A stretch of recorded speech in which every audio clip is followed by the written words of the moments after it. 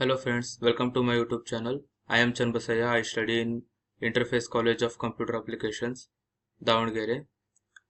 Today I am going to explain programming languages, type of programming languages, translators and types of programming translators. The first topic is what is programming language. A programming language is a set of instructions written by a programmer to a computer to perform a program. Now, basically, a programming language is used to communicate between humans and computer or computational devices. Here, what is a program is it is a set of well-defined instruction to accomplish a specific task. Now, getting on to the next topic, that is types of programming language. There are three types of programming language: machine level language, assembly level language, and high level language. Now, machine level language.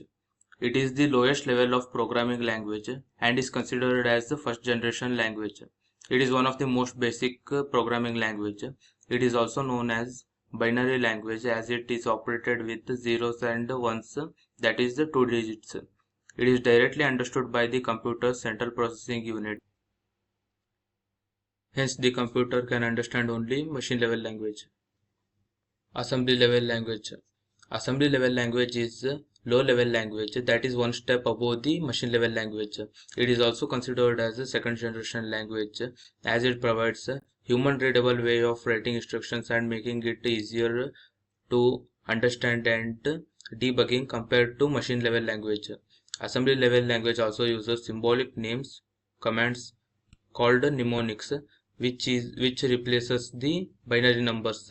For instance, if we take this example, add UI, here add is a command which we give, and u and I are the variables. Similarly, load is a command and payment is the variable. The next language is high level programming language. It is the highest level of programming language and is considered as third generation language. High level language is a type of programming language which is designed to make it easy for the humans to read, write and understand it. The code written in the high level language can be usually compiled or interpreted to run on different systems. Some of the example for high level programming languages are C, C++, Ruby, Java, JavaScript, Python, PHP, Swift. The next concept is language translators. As we all know that computer can only understand binary language, and assembly level language and high level language cannot be directly understood by CPU of the computer. So what we have to do is we have to convert assembly and high level languages to machine level language. This work is done by the translators. So a translator is basically a programming language processes that converts or modify a computer language from one language to another language, that is generally higher language to lower language.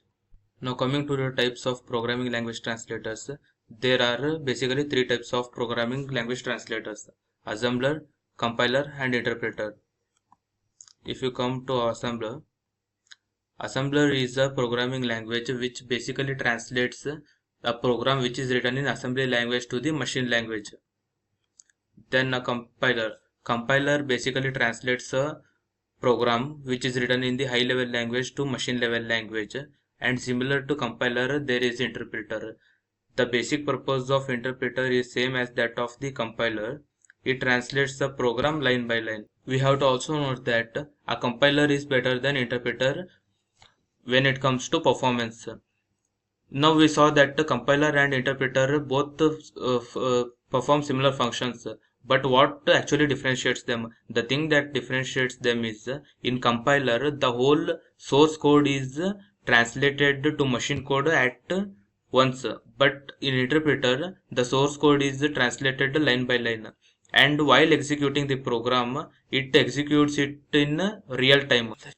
And compiler requires more memory, but in interpreter memory requirement is less, and in compiler the errors which have been found during the translation are displayed after the execution is completed, but in interpreter it checks single line at once and shows the error if any of the error is there. Thank you friends for following up on my video. Make sure to like this video and subscribe to my channel.